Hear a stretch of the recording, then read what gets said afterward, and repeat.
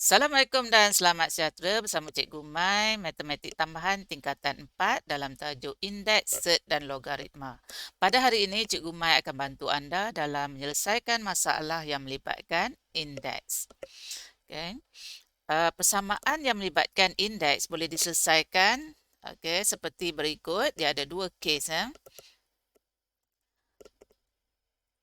Yang pertama adalah jika A kuasa M sama dengan A kuasa N. Yang ini kita baca sebagai jika asasnya sama, maka kita bandingkan indeksnya.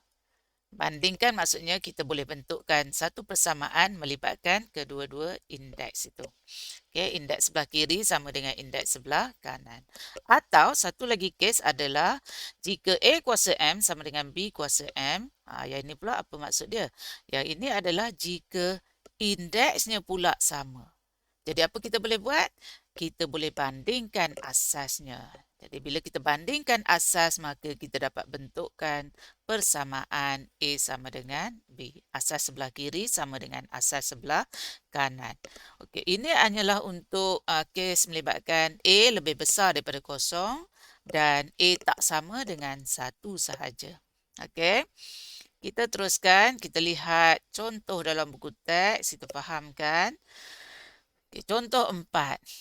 Selesaikan setiap persamaan berikut. Kita lihat contoh 4A. Di sini kita lihat 32 kuasa X sama dengan 1/8 kuasa X tolak 1. Apa yang kita perlu nampak dekat sini adalah nombor 32 dengan 8 ini kita boleh jadikan asas yang sama. Iaitu 32 boleh jadi 2 kuasa 5. Kita kena nampak ini ya.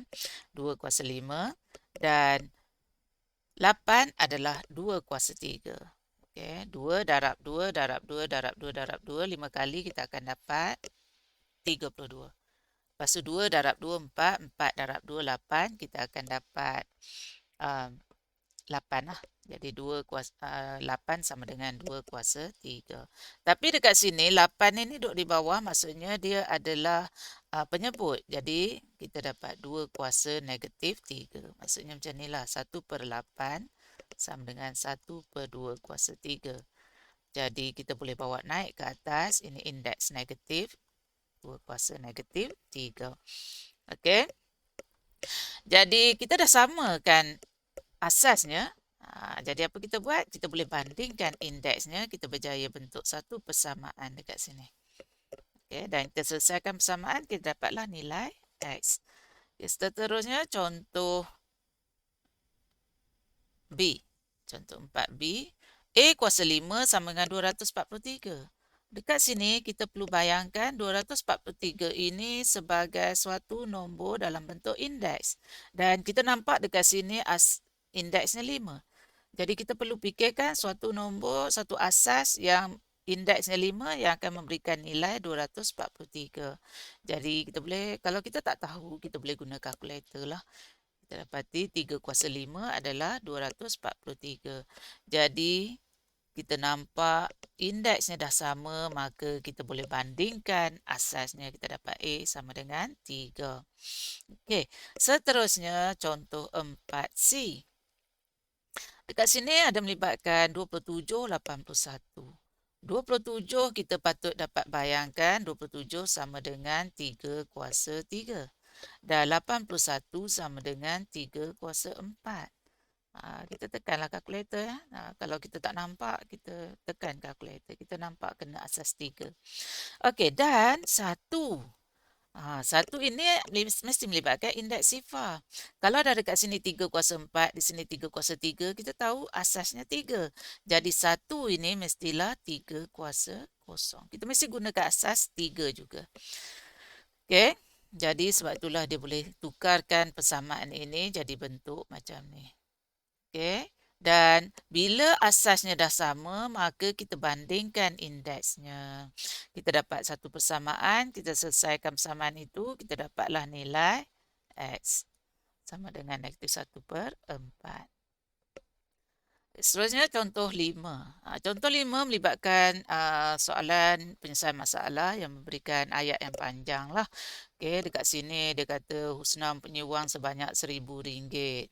Okey, jadi kita nampak 1,000 ni apa Dia melaburkan wang itu di sebuah institusi pelaburan menawarkan pulangan sebanyak 600 setahun. Jumlah pelaburan selepas N tahun dihitung menggunakan persamaan. Nampak ada satu persamaan ini. Dalam persamaan ini ada 4 pemboleh ubah. J, P, K, N. Jadi kita kena kenal dulu setiap satu pemboleh ubah ini. Okay. J adalah jumlah pelaburan.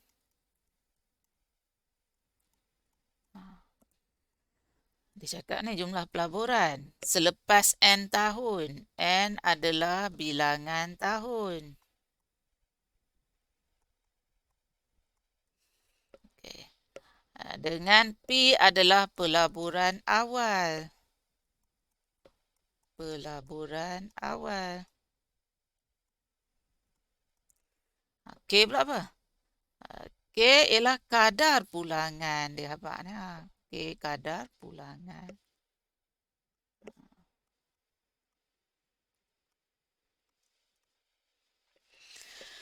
Jadi kita boleh kata RM1,000. Wang sebanyak RM1,000 dia melaburkan wang itu dalam sebuah institusi pelaburan. Jadi yang ini adalah dia laburkan duit dia ada jadi pelaburan awal. Ini adalah K.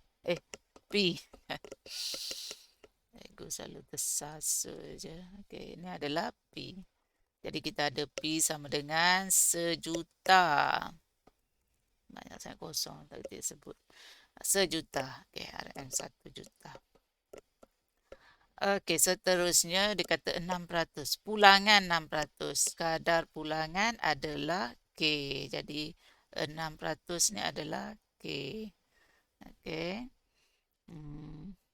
Seterusnya apa lagi tu? Okey. P, J dah, N dah. Okey, satu-satu. Okey, itu saja. Okey, 4. Pelaburan awal dah ada dah.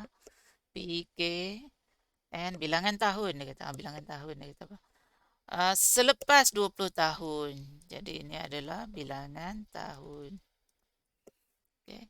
Jadi tinggal kita gantikan nilai-nilai yang ada tadi dalam persamaan kita. Persamaan yang diberi saja. Kita lihat penyelesaian dia. Okay. Tengok bila sebenarnya tadi apa yang cikgu buat adalah memahami masalah, lepas tu merancang strategi. Maksudnya kita dah ada nilai-nilai yang diberi tu, kita gantikanlah ke dalam rumus yang kita ada. Okay. Lepas tu membuat refleksi, maksudnya selepas kita dapat jawapan tu, kita dah gantikan nilai-nilai ni, kita buat refleksi lah, cek sikit adakah jawapan kita betul. Okay. Jadi kita dapat jawapannya dekat sini. Okay, cuma 6% tadi kita tulis 6/100 ya. 6%. 6/100. Atau kita boleh tulis juga 0.06 lah. Okay. Ni ada tulis 0.06. Okay. Seterusnya, mari kita cuba latih diri 4.2. Okay. Dalam latih diri 4.2 ni, kita akan gunakanlah rumus yang kita baca tadi. Ya, ni. Okay.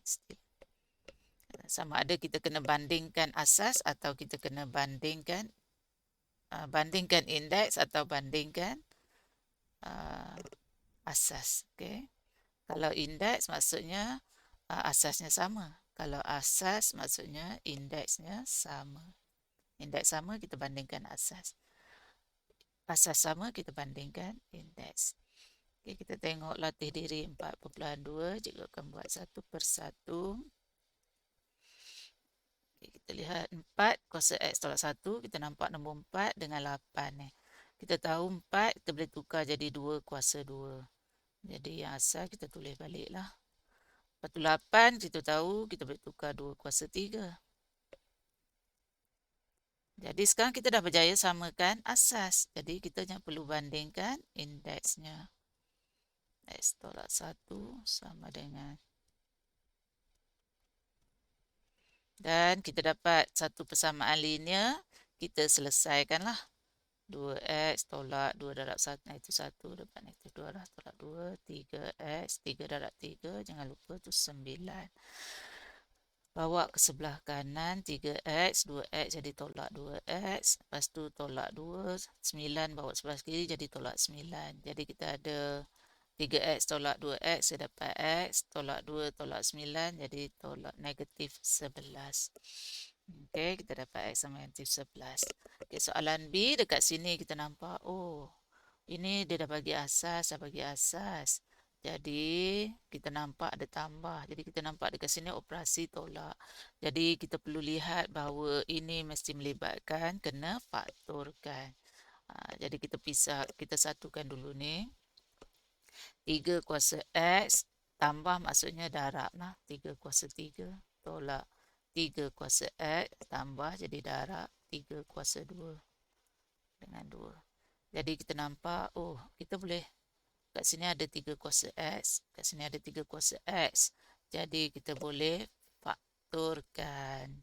Jadi tulis 3 kuasa X sekali saja dan yang tinggal ini tulis balik. Tolak 3 kuasa 2 sama dengan 2. Tekan kalkulator, 3 kuasa 3 tolak 3 kuasa 2, kita dapat 18. Okey, jadi ni darab lah. Jadi kita bawa ke sebelah kanan, dia jadi 2/18. Okay. 2/18, kita boleh kecilkan, kita dapat 1/9. Tekan kalkulator lah kalau tak nampak. Cikgu dah nampak, cikgu tak perlu tekan. Okey, jadi 3 kuasa X. Kita nampak 9. 9 tu boleh jadi tukar jadi 3 kuasa 2. Tapi disebabkan dia adalah penyebut, dia jadi indeks negatif. 3 kuasa negatif 2. Wah, kita dah berjaya samakan asasnya. Jadi kita bandingkan indeks saja. Asas dah sama, jadi X sama dengan negatif 2. Selesai. Okey, kita lihat pula soalan C. Soalan C dekat sini 8, 4, 64. Jadi kita nampak asas yang sama adalah asas 2. Jadi dekat sini kita boleh tukar jadi 2 kuasa 3. 4 pula 2 kuasa 2. Asas yang asal tulis balik. Dan 64 adalah 2 kuasa. Tak ingat kan? Tak ingat kita buat. 2 kuasa 1, 2. Kuasa 2, 4. Kuasa 3, 8. Kuasa 4, 16. Kuasa 5, 32. Kuasa 6, 64. Kuasa 6. Okey, jadi kita masih belum boleh bandingkan sebab sebelah kanan ni ada 2. Kita kena tulis sekali je. Jadi ini per maksudnya bahagi. Jadi kita boleh, ni 4. 4x. Jadi bahagi maksudnya kita boleh tolakkan indeks lah. Jadi tolak 6. Okey, jadi sekarang barulah boleh bandingkan indeksnya sebab kita dah berjaya samakan asasnya. Jadi kita ada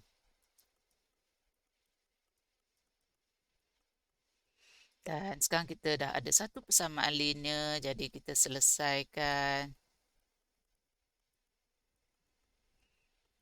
Jadi 3x bawa sebelah kanan sebab cikgu tak suka dia jadi negatif. Jadi sebab itu cikgu nampak 4x lebih besar daripada 3x. Jadi bila tolak, nak dapat positif.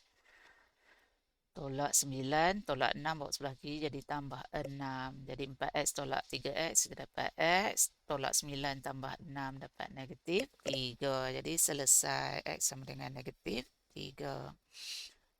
Kita pergi ke soalan nombor 2. Okey. Ini melibatkan ayat yang panjang lah. Jadi kita baca dan fahami dulu masalah yang diberi. Sebiji bola dilepaskan pada suatu ketinggian H dari permukaan bumi, bola itu akan melantun 90% daripada ketinggian asalnya apabila bola itu menghentam permukaan bumi. Ketinggian bola itu selepas L kali lantunan diberi oleh rumus H sama dengan 10 darab 0.9 kuasa L. Dekat sini kita nampak ada 2 pun boleh ubah saja, H dengan L. Jadi kita fahamkan apakah H. H adalah ketinggian bola, dia kata. Jadi H ialah ketinggian bola. Dan boleh ubah yang kedua, L. Apakah L? L adalah bilangan lantunan. Bilangan lantunan. Okay. Jadi dia kata soalan A, cari ketinggian. Cari ketinggian maksudnya kita tahu ketinggian adalah H. Jadi dalam erti kata lain kita boleh kata cari ketinggian ni samalah dengan cari H. Cari H. Jadi kita ada rumus. Soalan A, kita ada rumus H sama dengan 10 darab 0.9 kuasa L. Jadi kita perlukan L saja. Okay, sebab dia cari H. Maksudnya kita kena ada L baru boleh cari H. Jadi L-nya berapa? Dia kata ketika bola dilepaskan. Maksudnya dia dah melantun belum? Ada berapa kali dah melantun? Ketika bola dilepaskan. Maksudnya dia belum lagi ada sekali pelantunan. Maksudnya bilangan lantunan kita ketika bola dilepaskan ni kita boleh baca sebagai dia belum lagi ada lantunan. Jadi lantunan kosong. Okay. Permulaan. Maksud belum melantun lagi. Jadi kamu kena bayangkan lah. Jadi kita ada L sama dengan kosong. Kita ganti je lah. 0.9 kuasa kosong. Jadi dapatlah H sama dengan 10. Okay. Soalan B. Soalan B kata 10. Selepas 10 kali lantunan. Jadi yang ini jelas. L sama dengan 10. Jadi ganti sajalah H sama dengan 10 darab 0.9 kuasa 10. Tekan kalkulator. Kita dapat 10 darab 0.9 kuasa 10. 3.487. 3.487 bagi 4 angka bererti itu kebiasaan lah. Okay. Tolong bagi. Jangan kurang lah. Kalau sekecuali dinyatakan lah. Dekat sini dia tak nyatakan dia nak berapa angka bererti. Jadi kita bagi saja 4 angka bererti. Okay, kita dah berjaya selesaikan latih diri 4.2. Okay, maksudnya kita dah berjaya habiskan bahagian 4.1 dalam bab indeks, set dan logaritma. Jumpa lagi untuk bahagian seterusnya iaitu 4.2 dalam siri seterusnya. Sekian, terima kasih. Assalamualaikum dan selamat sejahtera.